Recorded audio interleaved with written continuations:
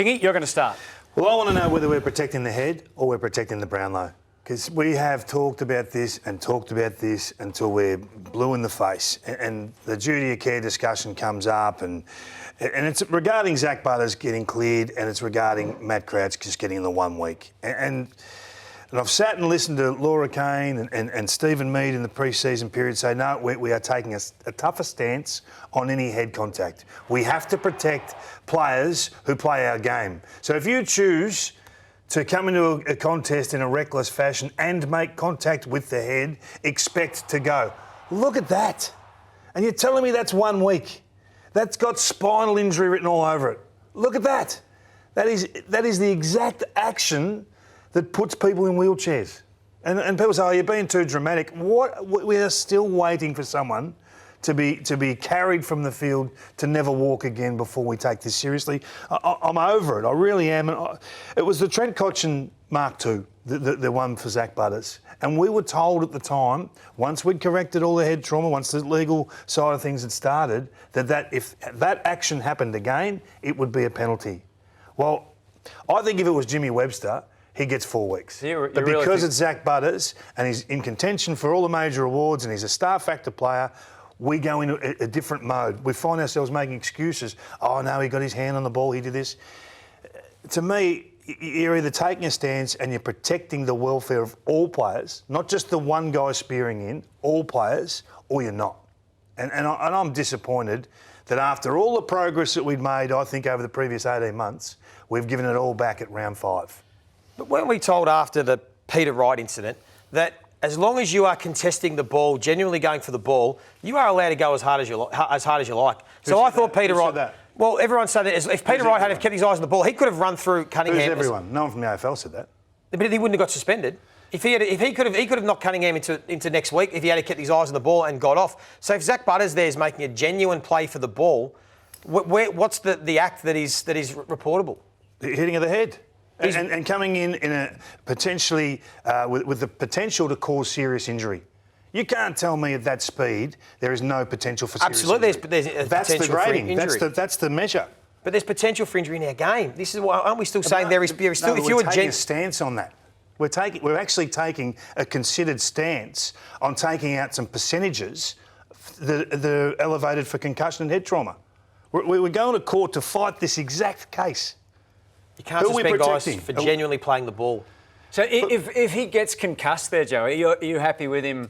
Same action. You're happy with him getting off then in that case? Exactly the same incident, same amount of contact, but he gets concussed. I'm conditioned to believe if you genuinely play the ball, you can't get suspended. It was like the Peter Wright incident. The only reason Peter Wright got 4 weeks is because the last minute he braced, like Matt Crouch did, which is why I'm okay with him getting suspended. But we were told if Peter Wright kept his eyes on the ball, he could have knocked Cunningham in the next week and it would have been fine because he was genuinely going for the ball. That was a player coming that way. That's okay. That's the same. He's still genuinely playing the ball. You're talking about the public or opinions. No one from the AFL said that. No, but Peter Wright wouldn't have got suspended. And Zach, the AFL are telling us that because they haven't suspended Zach Butters. That was the basis of the argument of the case. No, that's right. It's a very similar stance to the slide rule where you slide in at the legs. You can get the ball and take the legs out and snap someone's leg. Yeah. And we've said, no, we've got to protect the player. It's exactly the same. You can't say, because he didn't break his leg, we're not going to pay that one and we're going to pay that one. You're either protecting the head or you're protecting the legs or you're not. You can't mix and match. They've muddied the waters again week 5. I honestly think Laura Kane needs to come out tomorrow and say, you know what, we're reviewing this. We're having another look and a deeper consultation on where this sits. This is so big right now for our game. I know we could argue all night on this, but yeah, have we seen an incident like that where someone has been suspended before, do you think?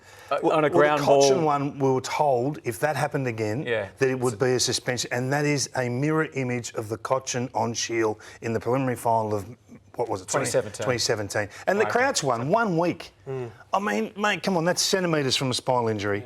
1 week. We're stamping it out, are we? Have a weekend off. I agree the waters are muddied, though. Because, well, how can you agree with that? The waters are muddied. But you just said because I'm a different believer. I think that Zach Butters has gone in with the right technique. We're rewarding now players that are leading with their head. You could look at it, the free kick on Friday night. Tom Liberatore and Todd Goldstein went for a 50-50 ball. Liberatore had the perfect technique. and bent around and picked it up. Goldstein led with his head, and Goldstein got rewarded with the free kick. So if we're trying to stamp out Kingy concussions, which I completely agree, somewhere along the line we've got to take it away from the play. No, I agree with that. That's a reportable act. Well, 1 week. 1 week and we're stamping it out. Oh, give me a spell. Seriously.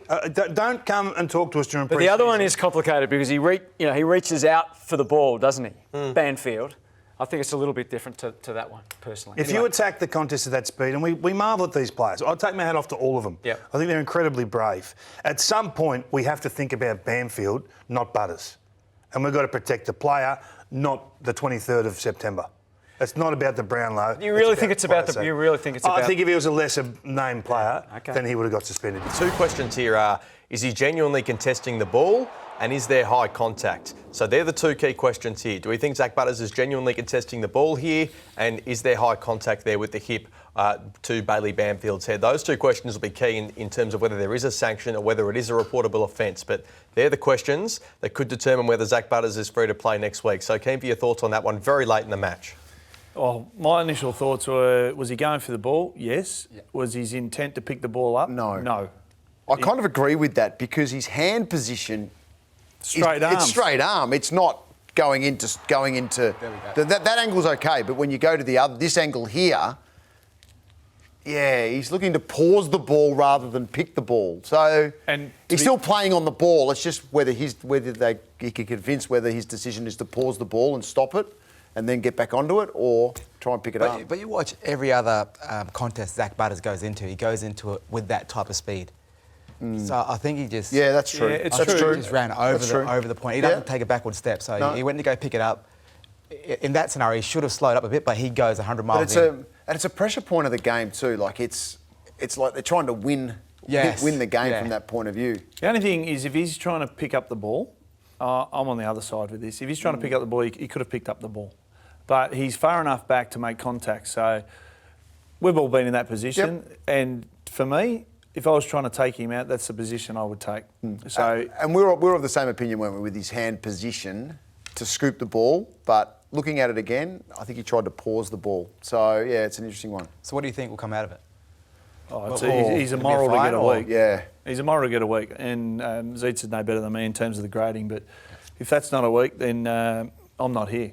Okay. Well, let's wait. Let's wait and see. Where's the magic dust? Disappear, Ben.